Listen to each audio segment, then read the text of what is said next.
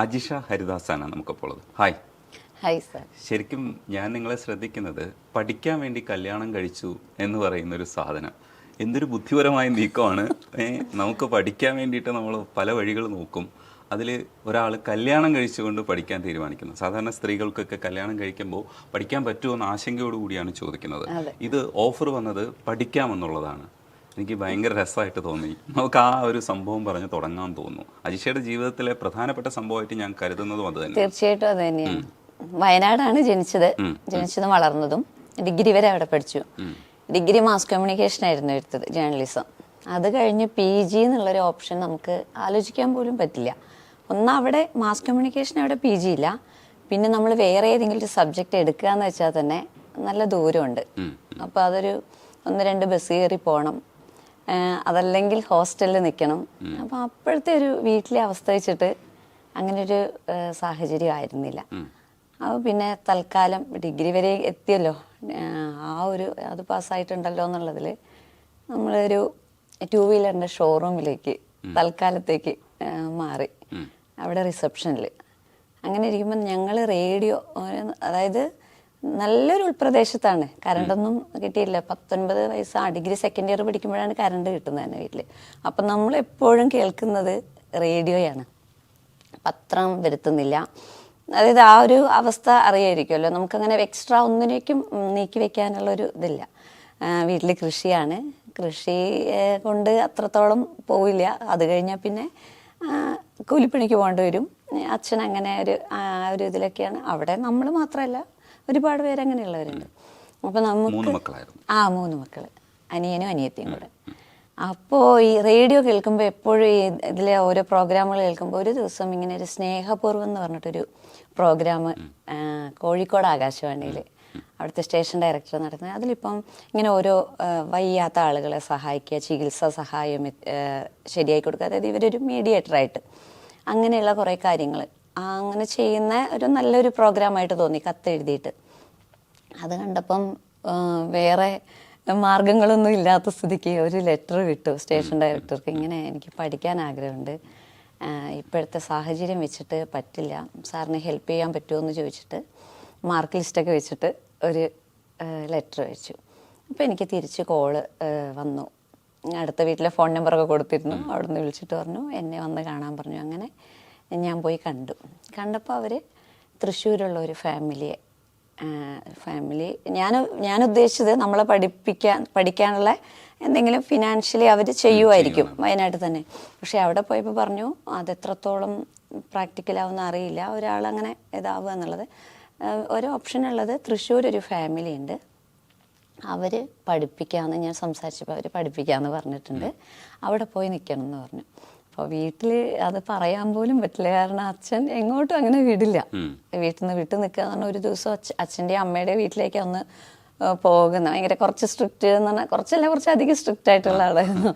അപ്പോൾ അങ്ങനെ വേറൊരു സ്ഥലത്ത് നിൽക്കുന്ന സങ്കല്പിക്കാൻ പോലും പറ്റില്ല. പിന്നെ ഞാൻ പോയി പറഞ്ഞ് ബന്ധുക്കളെ കൊണ്ടും അയൽവക്കക്കാരെയൊക്കെ കൊണ്ടൊക്കെ അച്ഛനെ പറഞ്ഞ് അങ്ങനെ പഠിക്കാൻ പറ്റുന്നൊരു, നമുക്കോ പറ്റുന്നില്ല, അതിനൊരു അവസരം കിട്ടുമ്പോൾ നമ്മളത് പിന്നെ തടയുകയല്ല ചെയ്യേണ്ടത്, നമുക്ക് ചെയ്യാൻ പറ്റാത്തൊരു കാര്യമല്ലേ, അത് പഠിച്ച് ഇതാവട്ടെ, അങ്ങനെ ആഗ്രഹമല്ലേ, നന്നാവാനുള്ളതാണ്, നമുക്ക് തന്നെ ആ കുട്ടിക്കെങ്കിലും വേറൊന്നുമില്ലെങ്കിൽ അവർക്ക് നിൽക്കാനുള്ള ഒരു ഇതായില്ലേ എന്നൊക്കെ പറഞ്ഞ് നിർബന്ധിച്ച് അച്ഛനെ എങ്ങനെയൊക്കെയോ കൺവിൻസ് ചെയ്തിട്ടാണ് തൃശ്ശൂർ എത്തുന്നത്. തൃശ്ശൂർ ഒരു ഫാമിലിയിൽ ഒരു ഹസ്ബൻഡും വൈഫും ഡോക്ടറാണ്. അങ്ങനെ ഒരു ഫാമിലിയിലാണ് വന്നത്. ആക്ച്വലി എനിക്ക് അവരെ എന്താ പറയുക, എനിക്ക് നെഗറ്റീവ് ഇപ്പോഴൊന്നും പറയാൻ പറ്റുന്നില്ല. കാരണം എന്നെ അങ്ങനെ അവർ എന്നെ ഇൻവൈറ്റ് ചെയ്തത് കൊണ്ടാണ് എൻ്റെ ലൈഫ് പോയിക്കൊണ്ടിരിക്കുന്നതിൽ നിന്ന് മാറിയത്. അപ്പോൾ നമ്മൾ ചില സമയത്ത് നമുക്ക് ഏറ്റവും കൂടുതൽ നെഗറ്റീവാന്ന് തോന്നുന്നത് പിന്നീട് ഒരു കാലത്ത് നമുക്ക് തോന്നും അത് ഏറ്റവും പോസിറ്റീവായിട്ടുള്ള കാര്യമായിരുന്നു എന്ന്. അത് കാരണം ഞാൻ അങ്ങനെ ആ ഒരു വശത്തേക്ക് പോകുന്നില്ല. അവരെന്താ അവിടെ ഞാനവിടെ പോയപ്പം കുറച്ച് ലേറ്റായിപ്പോയി. ആ അക്കാദമിക് ഇയർ കഴിയുന്ന സമയത്താണ് ഞാൻ അവിടെ ചെല്ലുന്നത്. അപ്പോൾ അഡ്മിഷൻ എടുക്കാൻ പറ്റില്ല എന്ന് പറഞ്ഞു, നെക്സ്റ്റ് ഇയർ നോക്കാമെന്ന്. അപ്പോൾ ഞാൻ നെക്സ്റ്റ് ഇയർ വരാം, ആ സമയത്ത് വരാമെന്ന് പറഞ്ഞപ്പം അവർ എന്നോട് പറഞ്ഞു ഇവിടെ ഒരു ഹോസ്പിറ്റൽ ക്ലിനിക്കും കൂടെ ഉള്ളതാണ്. അപ്പോൾ ഇവിടെ നിന്ന് ഇവിടെ തൃശ്ശൂരൊക്കെ ഒന്ന് പരിചയമാവാം, പഠിക്കേണ്ടതല്ലേ. അപ്പോൾ ഇവിടെയൊക്കെ ഒന്ന് പരിചയപ്പെടാം, അങ്ങനെ ധൃതിയിൽ പോകണ്ട. നമുക്ക് വടക്കുന്നാഥനും പുത്തൻപള്ളിയും അങ്ങനെ ഒരുപാട് സ്ഥലങ്ങളൊക്കെ ഉണ്ട് ഇവിടെ. നമുക്ക് റൗണ്ടൊക്കെ കണ്ട് പരിചയമായി കോളേജിലേക്ക് പോകാനും അങ്ങനെ. അപ്പോൾ അച്ഛനെ അങ്ങനെ പറഞ്ഞ് ഇതായി. ഞാനും നിന്നു. അപ്പോൾ അവിടെ നമുക്ക് പറഞ്ഞാൽ നമ്മളെ ഇനി പഠിപ്പിക്കാനുള്ളവരാണ്, നമുക്ക് വേണ്ടിയിട്ട് ഒരു പരിചയമില്ലാത്തവർ നമ്മളെ സഹായിക്കാന്ന് ഏറ്റത്. അപ്പം ഞാൻ എനിക്ക് പറ്റാവുന്ന എല്ലാ ഇതും, അതായത് അടുക്കള ജോലിയല്ല, അല്ലാത്ത വീട്ടുപണി അല്ലാത്ത ബാക്കിയെല്ലാം ക്ലിനിക്കിൽ അത് പേഷ്യൻസ് വരുമ്പോൾ അവരെ നോക്കൽ, അവരെ അങ്ങനെ ഇങ്ങനെ നിന്ന് ഓരോ കാര്യങ്ങൾ പഠിച്ചു. BP നോക്കൽ, അങ്ങനെ ഇങ്ങനെ ചില്ലറ ഇതല്ലേ. പിന്നെ എക്സ്റേ ലാബ് അങ്ങനെയുള്ള കാര്യങ്ങളൊക്കെ കുറഞ്ഞ ദിവസങ്ങൾക്ക് മാസങ്ങൾക്കുള്ളിൽ തന്നെ ഞാൻ പഠിച്ചെടുത്തു. അപ്പോഴും എനിക്ക് എന്താ വെച്ചാൽ എനിക്ക് ഭയങ്കര സന്തോഷം. കാരണം അവർക്ക് എനിക്ക് എന്നെ കൊണ്ട് ചെയ്യാൻ പറ്റുന്നത് അതല്ലേ ഉള്ളൂ. അങ്ങനെ ഞാൻ വളരെ ഹാപ്പി ആയിട്ട് ഈ അഡ്മിഷൻ ടൈം നോക്കിയിരിക്കുക. നോക്കുമ്പോൾ അഡ്മിഷൻ ടൈമായിട്ടൊന്നും യാതൊരുവിധ ഒരു ആപ്ലിക്കേഷൻ വാങ്ങാനോ അങ്ങനെയുള്ള ഒന്നും കാണുന്നില്ല. അപ്പം ഞാൻ തന്നെ എനിക്ക് അപ്പോഴത്തേനും പരിചയം എപ്പോഴും വരുന്ന പേഷ്യൻസും, പിന്നെ അവിടെ ഒരു ഏജായ ഒരു അമ്മാവനുണ്ട്, അവർക്കും അത്യാവശ്യം ഉള്ളൊരു ഗവൺമെൻറ് റിട്ടയർഡ് ആയിട്ടുള്ള ഒരാളാണ്, വയസ്സായത്. അപ്പോൾ അവരെ കൊണ്ടൊക്കെ ഞാൻ ആപ്ലിക്കേഷൻ ഫോമും പ്രോസ്പെക്ടക്സ് ഒക്കെ വാങ്ങി. എന്നിട്ട് ഞാൻ തന്നെ ഫില്ല് ചെയ്ത് ഞാൻ ആ ടൈമായപ്പോൾ കൊടുത്തു. അപ്പോൾ അവർ ഇതിൻ്റെ ഇടയ്ക്ക് ഞാനിങ്ങനെ എല്ലാത്തിലേക്ക് ഇറങ്ങിയപ്പോൾ അവിടെ നിന്ന് കുറച്ച് പേരെയൊക്കെ അവിടെ നിന്നവരെയൊക്കെ പതുക്കെ വിട്ടിരുന്നു. അപ്പോൾ എന്താ വെച്ചാൽ അവരെ ആ കുറവ് നമ്മൾ ഡേ ഫുൾ ഉണ്ടല്ലോ, ഡേ നൈറ്റ് ഉണ്ടല്ലോ. അല്ല മിടുക്കെന്നല്ല, നമ്മൾ അവിടെ നമുക്ക് ആത്മാർത്ഥത കൊണ്ടാണ്. നമ്മളെ 2 വർഷം നമ്മുടെ ഫുൾ ചെലവ് അവര് ഇതായി പഠിക്കാൻ ഇഷ്ടംപോലെ നല്ല പൈസ ചെലവുണ്ടല്ലോ. അപ്പം നമുക്ക് ചെയ്യാൻ പറ്റുന്ന ചെയ്യാന്നുള്ള ഒരു ഇതിലാണ്. അപ്പോൾ അവർക്ക് അത് അങ്ങനെ ആപ്ലിക്കേഷൻ കൊടുത്തപ്പോൾ ഒരു വലിയ പോസിറ്റീവായിട്ടുള്ളൊരു ഇത് കാണിച്ചില്ല. അപ്പം ഞാൻ വന്നത് ഇതിനാണല്ലോ. അപ്പം ഞാൻ പറഞ്ഞു അതിൻ്റെ ഒന്നും ആവശ്യമില്ല. അതായത് ഡിഗ്രി എന്ന് പറഞ്ഞാൽ തന്നെ IAS വരെ അപ്ലൈ ചെയ്യാൻ പറ്റിയ ബേസ് ഡിഗ്രിയാണ്. ഡിഗ്രി 50% മാർക്കുണ്ട്. അതിന് 50% ഉണ്ടെങ്കിൽ നമുക്ക് സിവിൽ സർവീസിനടക്കം പോവാം. അതുണ്ടല്ലോ. പിന്നെ PG അങ്ങനെ അതിന് അവസാനമില്ല. അത് കഴിഞ്ഞ് അത് അങ്ങനെ കുറേ. അപ്പം നമുക്ക് തൽക്കാലം ഇതിനേക്കാളൊക്കെ നമുക്ക് സാറ്റിസ്ഫൈഡ് ആവുന്ന ഒരു കാര്യം എന്ന് പറഞ്ഞാൽ ആതുര സേവനമാണ്. അതല്ലാന്ന് ഞാൻ പറയുന്നില്ല, അതത്രയും മഹത്തായ കാര്യം തന്നെയാണ്. പക്ഷേ എൻ്റെ ഒരു താല്പര്യം എന്ന് പറയുന്നത് ഞാൻ വിചാരിച്ചത് ആ ഒരു ഫീൽഡല്ല. എനിക്കെന്തോ എനിക്ക് നമ്മുടെ മനസ്സുമായിട്ടുള്ളൊരു ഇതാണ്. അങ്ങനെ ഒരു ഹോസ്പിറ്റൽ ആ ഒരു രീതിയിൽ പോകണമെങ്കിൽ നമുക്ക് വയനാട്ടിൽ തന്നെ ഏതെങ്കിലും ഒരു ഹോസ്പിറ്റലിൽ കയറുകയോ അങ്ങനെ എന്തെങ്കിലും ട്രെയിനിങ്ങിന് പോവുകയോ ചെയ്യാമായിരുന്നു. അപ്പോൾ എനിക്കത് വലിയ വിഷമമായി. കാരണം ഞാൻ ഇവരിൽ നിന്ന് ഒരിക്കലും അത് പ്രതീക്ഷിക്കുന്നില്ല. അപ്പോൾ പറഞ്ഞു പേടിക്കാനൊന്നുമില്ല, 2 വർഷം കഴിയട്ടെ, നല്ലൊരു കല്യാണ ആലോചന നല്ലൊരു ബന്ധം വന്നാൽ ഞങ്ങൾ കല്യാണം കഴിപ്പിച്ച് വിടാം. അച്ഛനങ്ങനെ ഒരു ബാധ്യതയൊന്നും ഇനിയാവില്ല, ഞങ്ങൾ നോക്കിക്കോളാം. എനിക്ക് നോക്കുമ്പോൾ അതൊന്നും കല്യാണം ഒന്നും നമ്മൾ ചിന്തിച്ചിട്ട് പോലുമില്ല. അങ്ങനെ ഒരു ചിന്തയ്ക്കുള്ളൊരു സ്കോപ്പ് പോലും അപ്പോൾ ഇല്ല. അപ്പോൾ 20 വയസ്സ്, ഡിഗ്രി ജസ്റ്റ് കഴിഞ്ഞുള്ളൂ. അപ്പോൾ ഇത് പറഞ്ഞപ്പോൾ ഞാൻ പറഞ്ഞു എനിക്ക് പഠിക്കാന്ന് പറഞ്ഞൊരു ഇതിലാണ് വന്നത്. പിന്നെന്ന് വെച്ചാൽ വയനാട്ടിൽ എല്ലാവരുടെ അടുത്തും ഞാൻ PGക്ക് ഇവിടെ ചേർന്നു പറഞ്ഞു. അതെ, ഇവിടെ പോയിട്ട് ഇങ്ങനെ ഒരു വീട്ടിൽ നിൽക്കുക എന്ന് പറയാനുള്ളൊരു അതാ കുറേ കാര്യങ്ങൾ നമുക്ക് അന്നത്തേക്ക് ആ ഒരു ചിന്താഗതിയിൽ ഇപ്പം മാറി. ഇപ്പം നമുക്ക് അങ്ങനത്തെ പ്രശ്നങ്ങളില്ല. അന്ന് അയ്യോ അവരെന്ത് വിചാരിക്കും ഇങ്ങനെ പറഞ്ഞാൽ അത് എവിടെ ആരോടും പറഞ്ഞിട്ടില്ല ഇങ്ങനെ ഒരു വീട്. പിന്നെ PGക്ക് ചേർന്നു ഹോസ്റ്റലിൽ നിൽക്കുക, ഇത്രയേ നമ്മൾ എല്ലാവരുടെ അടുത്തും പറഞ്ഞിട്ടുള്ളൂ. അവിടേക്ക് തിരിച്ചു പോകുന്ന അവസ്ഥ, അതായത് ഒരു നാട്ടിൻ ഇപ്പം പോലും നമ്മൾ നമ്മുടെ ചുറ്റുമൊന്ന് കണ്ടറിയാം. എന്തെങ്കിലും ഒരു നെഗറ്റീവ് കിട്ടിയാൽ നമ്മൾ പ്രതീക്ഷിക്കാത്ത തലത്തിലേക്ക് അത് മാറും. അപ്പം അന്ന് പോയി 6 മാസം കഴിഞ്ഞ് PGക്ക് പഠിക്കാൻ പോയ ആൾ തിരിച്ചു വരിക എന്ന് പറഞ്ഞാലുള്ള അവസ്ഥ ആലോചിക്കാൻ വയ്യ. അമ്മയെ വിളിച്ചിട്ട് കാര്യം പറഞ്ഞു. അമ്മ ആദ്യം പറയുന്നത് ഈശ്വര നാട്ടുകാരോടൊക്കെ ഇനി എന്ത് പറയും. അതായത് നാട്ടുകാരെന്ത് വിചാരിക്കുന്നുള്ളതാണല്ലോ ഏറ്റവും. അതെ. അപ്പോൾ എനിക്കാണെങ്കിൽ ഇത് പറഞ്ഞിട്ട് പിന്നെ എനിക്കിവിടെ നിൽക്കാൻ പറ്റുന്നില്ല. ഞാൻ ആകെ വിഷമത്തിലായി. എൻ്റെ ആത്മാർത്ഥതയൊക്കെ അങ്ങ് കുറഞ്ഞു.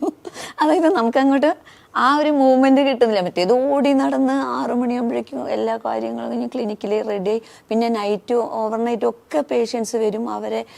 അവർ വന്ന ഡോക്ടേഴ്സിനെ അറിയിക്കൽ നല്ല എന്താ പറയുക, വർക്ക് നന്നായിട്ടുണ്ടായിരുന്നു, റെസ്റ്റ് ഇല്ലാതെയാണ്. അപ്പം നമുക്ക് ഇതൊക്കെ നമ്മുടെ സ്പീഡൊക്കെ അങ്ങ് കുറഞ്ഞു, ആകെ മാനസികമായിട്ടങ്ങ് തളർന്നു. എന്നാലും ഇതായി. അപ്പോൾ അമ്മ പറഞ്ഞു കുറച്ച് നാളും കൂടെ നോക്ക്, എങ്ങനെയും 1 വർഷം. അപ്പോൾ പറയാലോ 1 വർഷം കഴിഞ്ഞിട്ട് ഇതായിരുന്നു. അപ്പം ഞാനും ഓർത്തു എന്തായാലും വന്നു, കുറച്ച് നാളും കൂടി ഇങ്ങനെ അങ്ങ് പോകാന്നുള്ളതിൽ അവിടെ തന്നെ. പക്ഷെ ഫുൾ കരച്ചിലായിരുന്നു, കരഞ്ഞ് വിളിച്ച. പിന്നെ ഞാൻ അത്രയും കാലം സന്തോഷമായിട്ട് ഇങ്ങനെ ഓടി നടന്ന ഞാൻ അതോടുകൂടെ ഡള്ളായി. എനിക്ക് പിന്നെ എൻ്റെ കൂടെ തന്നെ പഠിക്കണം എന്ന് പറഞ്ഞാൽ അവിടെ ഒരു കുട്ടി ഉണ്ടായിരുന്നു, പരിചയപ്പെട്ടതാണ്. അമ്പലത്തിൽ പോകുമ്പോൾ സൺഡേ അമ്പലത്തിൽ പോകും അവിടെ തൊട്ടടുത്ത്. അപ്പോൾ ആ കുട്ടിയൊക്കെ കോളേജിൽ പോയി തുടങ്ങി. നമ്മുടെ അതിൽ പോകുമ്പോൾ നമുക്കത് കാണുമ്പോൾ വിഷമം. അങ്ങനെ ഇരിക്കുമ്പോഴാണ് എൻ്റെ ഹസ്ബൻഡ് ഇവർ അറിയുന്ന ഫാമിലി ഫ്രണ്ട്സാണ് അവർ, ഇങ്ങനെ വന്നു. അപ്പം ഇങ്ങനെ മുന്നേ ചോദിച്ചിട്ടുണ്ടായിരുന്നു. എൻ്റെ അനിയത്തി അപ്പോൾ അവിടെ വന്നിട്ടുണ്ടായിരുന്നു അവൾക്കൊരു ട്രീറ്റ്മെൻറ്റിന് വേണ്ടിയിട്ട്. ഡോക്ടേഴ്സ് എന്നുള്ള നിലയിൽ ഇവർ നല്ല എഫിഷ്യൻ്റ് ആയിട്ടുള്ള ആൾക്കാരാണ്. അപ്പോൾ ഇവിടെ അവൾ ഒരാഴ്ചത്തേക്ക് വന്നതാണ്, അവളുടെ അസുഖം എന്താണെന്ന് നോക്കാൻ വേണ്ടി. അപ്പം ഹസ്ബൻഡിനെ അവരെ കണ്ട് പരിചയം എന്നല്ലാതെ നമുക്കങ്ങനെ നിന്ന് സംസാരിക്കാനോ അതിനൊന്നുള്ള ടൈമില്ല. അത്രയേറെ തിരക്കും പേഷ്യൻസ് ഓടി നടക്കുന്നതിൻ്റെ ഇടയ്ക്ക് ഇദ്ദേഹത്തെ ഞാൻ കാണാറുണ്ട് ഇടയ്ക്ക് അവിടെ വരുന്നത്. അപ്പോൾ ഇങ്ങനെ ചോദിച്ചു, ഈ അനിയത്തി ഫ്രീ ആയിട്ടിരിക്കുകയാണല്ലോ. അവിടെ ചേച്ചി പഠിക്കാൻ വന്നതാണല്ലോ, ക്ലാസ്സൊക്കെ തുടങ്ങിയില്ല, ജൂണൊക്കെ കഴിഞ്ഞില്ലേ, എന്താ ഇതൊന്നുമില്ല. അപ്പം അവൾ പറഞ്ഞു ഇവിടെ വന്നപ്പോൾ ഞാനും അറിയുന്നത് ചേച്ചീനെ പഠിക്കാൻ പറ്റില്ല, അതിൻ്റെ വിഷമത്തിൽ. ഞാനും കരുതി പണ്ട് നന്നായി സംസാരിച്ചിരുന്നു, ഇപ്പം മിണ്ടുന്നില്ല, എപ്പോഴൊരു വിഷമത്തിലാണ് നടക്കുന്നത്. അപ്പം എനിക്കും തോന്നി എന്തോ ഒരു വിഷയം ഉണ്ടെന്ന് തോന്നിയെന്ന് പറഞ്ഞു. ഇതൊക്കെ ഇവർ സംസാരിച്ചു അനിയത്തി. അപ്പം ചേച്ചിക്ക് ഭയങ്കര വിഷനാണ്, ആ ചേച്ചി പഠിച്ച് ജോലി വാങ്ങിയിട്ട് ഞങ്ങളെയൊക്കെ ഇതാവണമെന്നും വീട് വാങ്ങണമെന്നും അങ്ങനെയൊക്കെ കുറേ പ്ലാൻ ഉണ്ടായിരുന്നു. ആ ഒരു ഇതിലാണ് വന്നത്. ഇവിടെ എത്തിയപ്പോൾ അത് മുഴുവനും പോയി എന്നുള്ളൊരിതാണെന്നാണ്. അപ്പോൾ ഇവളതൊക്കെ പറഞ്ഞ് അവൾ പോയി. പിന്നെ അത് കഴിഞ്ഞ് അടുത്ത വരവിനാണ് ഇങ്ങനെ എന്നോട് ചോദിച്ചത്. ഞാൻ പറഞ്ഞു ഞാൻ എന്തായാലും തിരിച്ചു പോവുകയാണ്, കുറച്ച് നാളും കൂടി ഒന്ന് നിന്നിട്ട് പെട്ടെന്ന് പോകുകയെന്ന് പറയുമ്പം ഇതല്ലേ ഒരു 6 മാസമായിട്ടേ ഉള്ളൂ. അപ്പോൾ കുറച്ച് നാളും കൂടെ കഴിഞ്ഞ് ഞാൻ തിരിച്ചു പോകുമെന്ന് പറഞ്ഞു.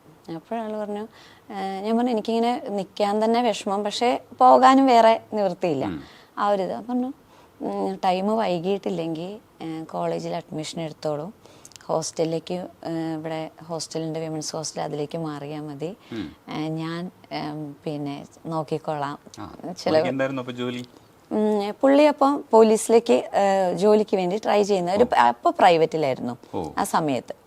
അത് പക്ഷെ നന്നായിട്ട് എന്താ പറയുക, ഈ എൻജിനീയറിങ് സംബന്ധമായിട്ടുള്ളൊരു ഇതിലായിരുന്നു. അപ്പോൾ ആൾക്ക് അത്യാവശ്യം സാമ്പത്തിക സ്ഥിതിയൊക്കെ ഉണ്ട്, വീട്ടിലൊന്നും കൊടുക്കണ്ട. അമ്മയ്ക്ക് ജോലി ഉണ്ടായിരുന്നു. അപ്പോൾ അമ്മയാണ് വീട്ടിലെ കാര്യങ്ങളൊക്കെ. അപ്പോൾ എന്നോട് പറഞ്ഞു എനിക്ക് പ്രത്യേകിച്ച് പിന്നെ ചിലവൊന്നുമില്ല, എൻ്റെ പൈസയൊക്കെ എനിക്ക് തന്നെ, അതുകൊണ്ട് ആരും എന്നോട് ചോദിക്കൊന്നുമില്ല. അപ്പം ഞാൻ നോക്കുമ്പോൾ അപരിചിതനായിട്ടൊരാൾ, ജസ്റ്റ് കണ്ടു പരിചയമുള്ളൂ. ഇദ്ദേഹം ഇങ്ങനെ ഒരു ഓഫർ ചെയ്യുന്നത്, എനിക്കാണെങ്കിൽ ഇവിടെ ആരെയും അറിയില്ല, തൃശ്ശൂർ ആരെയും അറിയില്ല. പിന്നെ ഞാൻ അങ്ങനെ ഒരാൾ ഇങ്ങനെ ഒരു ഓഫർ ചെയ്യുമ്പോൾ ഇനി ഇദ്ദേഹം ഇതിന്റെ പുറത്ത് ഇനി എന്ത് സുന്ദരിയെ കണ്ടിട്ടാണോ? അയ്യോ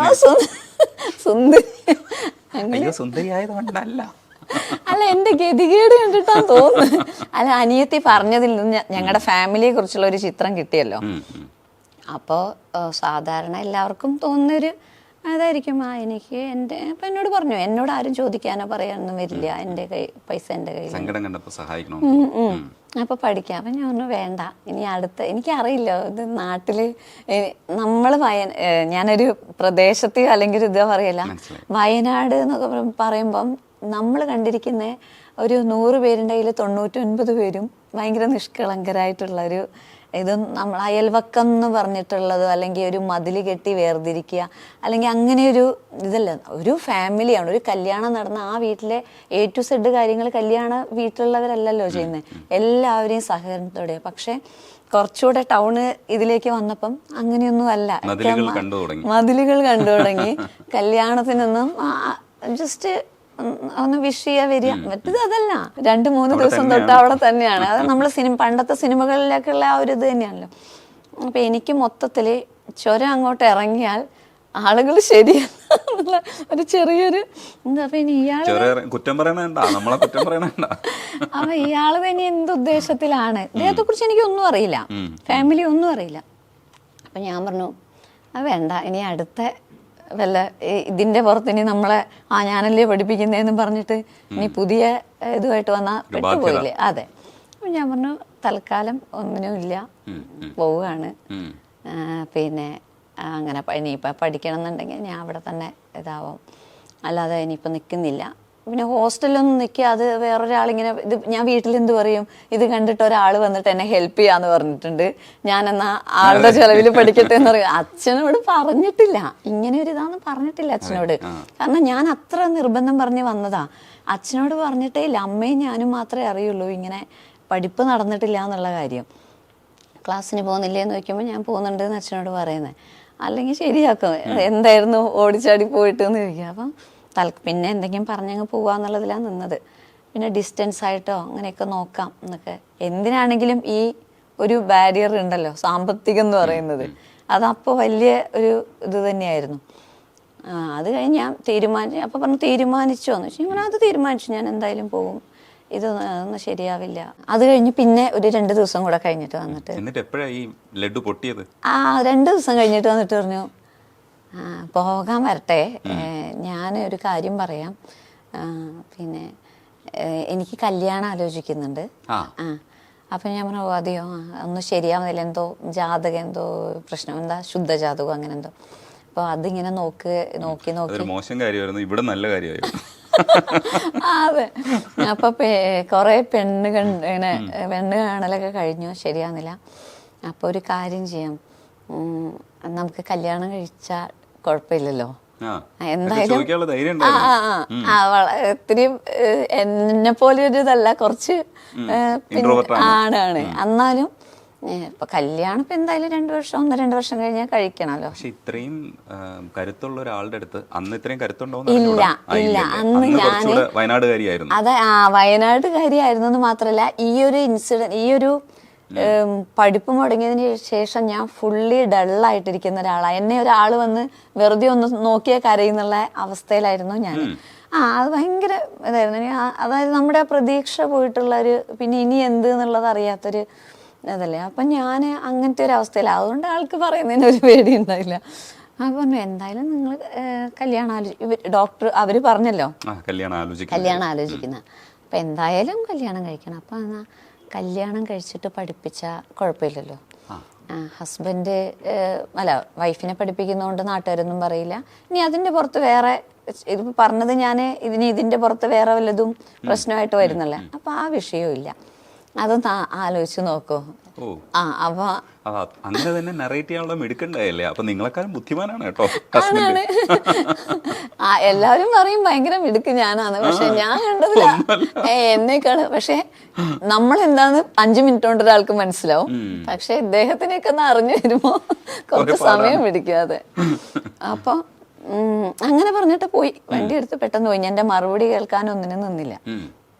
പിന്നെ ഞാനിങ്ങനെ ഇരുന്ന് ആലോചിച്ച് രാത്രിയൊക്കെ ഇങ്ങനെ സംഘർഷഭരിതമായ രാത്രി, കല്യാണം കഴിച്ചില്ലെങ്കിൽ ഇനി പിന്നെ എന്തൊക്കെ കുറെ പ്രശ്നങ്ങളുണ്ടല്ലോ നമ്മുടെ ഈ പറഞ്ഞ പോലെ ജാതകം. ഇവർക്കത് ഇഷ്ടാവോ, ഞാനാണെങ്കിൽ ഇങ്ങനെ വന്ന് നിൽക്കുന്ന ഒരാള്, ഇവരെ വീട്ടുകാർക്ക് എങ്ങനെ.